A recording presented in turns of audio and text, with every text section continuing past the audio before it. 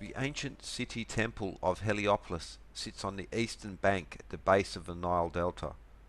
Not only a spiritual, astronomical, and philosophical center for ancient Egyptian life, it was also of crucial strategic importance due to its location, controlling access from the east to the ancient royal capital of Memphis. It was Heliopolis that formed something of a last line of defense into the heart of Egypt.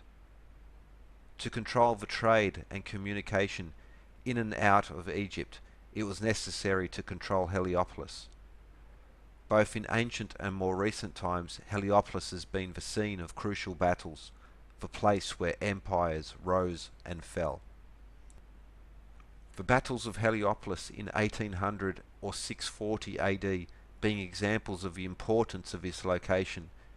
In the 1800 Battle of Heliopolis, the French defeated the Ottomans, so by retaining control over the region. While in 640 AD, the Battle of Heliopolis saw the Byzantine forces defeated by the Arab armies, ending Christian control over the region. Back through time, control of the eastern side of the Nile Delta, from the port of Said down to Heliopolis, have been key in controlling Lower Egypt and the Nile River as far down as the cataracts. Now crisscrossed by roads and fields, the Nile Delta is very different from what it had once been. Where boats had been the only effective means of transportation, it is now the motor vehicle that rules across the Nile Delta. In ancient times, the Nile Delta was an impenetrable barrier for large armies, making the control of Heliopolis and similar centres the linchpins in controlling wider Egypt. The marshes of the delta being a perfect place to hide or launch ambushes against foreign powers. With the completion of the High Aswan Dam in 1970, the age-old yearly cycle of Nile flooding was ended. Once the very heartbeat of the ancient land, several generations of Egyptians have now never experienced the true nature of the Nile. Both ancient Lower and Upper Egypt were once defined by this natural cycle, bringing both water and nutrients to the barren desert sands. If not for this natural cycle, there would be no ancient Egyptian civilization. The flood was everything. Indeed, the history of ancient Egypt has been created and defined by this cycle of flooding. It is widely held that the Old Kingdom and the unified kingdom of Egypt, marked by King Nama, collapsed with the repeated failure of the crucial Nile floods. Rather than just purely socio-political factors, more evidence is mounting to show it was the failure of the flooding cycles of the Nile that was the main reason for the end of the Old Kingdom, beginning a period of civil war and warlords that would continue for several centuries, where the name of the Egyptian war god Montu was attached to kings such as Montuhotep I, II, and III, rather than the Re associated with earlier kings such as Khafre, Menkaure, Shurre, Neferekare, and Neferefre, until a new pharaoh and a new era once again saw a unified Egypt ruled over by the yearly flooding cycle of the Nile rather than just a king.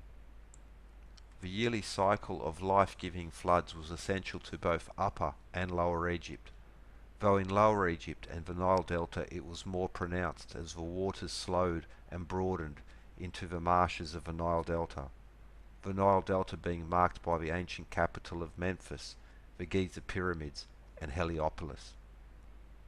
Far more than a spiritual, scientific, and record-keeping centre of ancient Egypt, the city temple of Heliopolis was also a key to controlling ancient Egypt militarily, at least in the days before the High Aswan Dam ended the eons-old cycle of flooding that regulated the life of ancient Egypt itself, especially in the Nile Delta where the river spread out before meeting the Mediterranean Sea, the place where Egypt met and traded with the rest of the known world.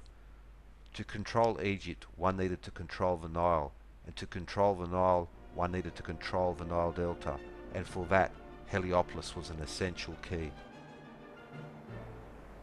The very point upon which the gods of the Ennead were born, and the world created according to ancient tradition. The mound upon which Heliopolis sat was the sacred mound of the Bennu and Atum, the very centre of the world, for it was here that moisture and air, Shemu and Tefnut, as well as the sky and earth, Nut and Geb, came into being before even Osiris and Isis. Older and larger than the entire Karnak temple complex, older than the great pyramids themselves, which were built so to align with it, Heliopolis was both sacred and ancient, containing the temple of Ra Atum, the creator god, whose mound was the Benben. Heliopolis was the Omphalos, or navel, of their universe. Not just mentioned, but given special place in the ancient Egyptian writings, such as the pyramid texts of Unas and the Book of the Dead. Heliopolis is also written about in detail in later key writings such as the Great Harris Papyrus, which lists the immense wealth and prestige connected to this all but forgotten site. The home of the oldest obelisks, Heliopolis is also the centre of ancient Egyptian science and records, until the great library of Alexandria surpassed it as the hub of learning in the Ptolemaic period. Though for 2,500 years at least prior to this it was Heliopolis to which the great minds came to study and be initiated into the ancient Egyptian mysteries. Plato and Pythagoras themselves having been listed as Heliopolitan initiates. Right up until the Persian invasion of Egypt by Cambyses II in the 6th century BC, Heliopolis was one, if not arguably the most, important temple complex in ancient Egypt. Defeating the pharaoh Psamtik III, the emperor Cambyses II went on to defile or destroy several of the most precious sites of ancient Egypt, including killing the Apis bull. Unlike other foreign rulers before and after, Cambyses II was not seduced by Egyptian culture. Of his many desecrations of Egyptian temples, it was the destruction he made upon Heliopolis that may have been the most pronounced, toppling or breaking obelisks and mighty statues. Apart from the ancient Egyptians themselves, later writers have described the importance of Heliopolis, as well as its location and layout. Of these, the Roman-era writer Strabo details several key points about Heliopolis in his work Geography, describing the location of Heliopolis, the mound upon which it sat, the layout of the temple complex, and the role its priests played in not just Egyptian life, but also how pivotal they were in educating the Greeks and Romans themselves in matters of astronomy and philosophy. By the time of Strabo, Heliopolis had already been in a long period of decline, the grandeur of the temple complex scarred by the Persian invasion of the 6th century BC, or dismantled to be recycled by the Ptolemaic rulers who moved the capital to Alexandria and favoured the great library of Alexandria as a centre of learning and record keeping. Travelling through Egypt at the very end of the first millennium BC, Strabo leaves an excellent account of both what he saw there, as well as what the locals, high and low alike, told him.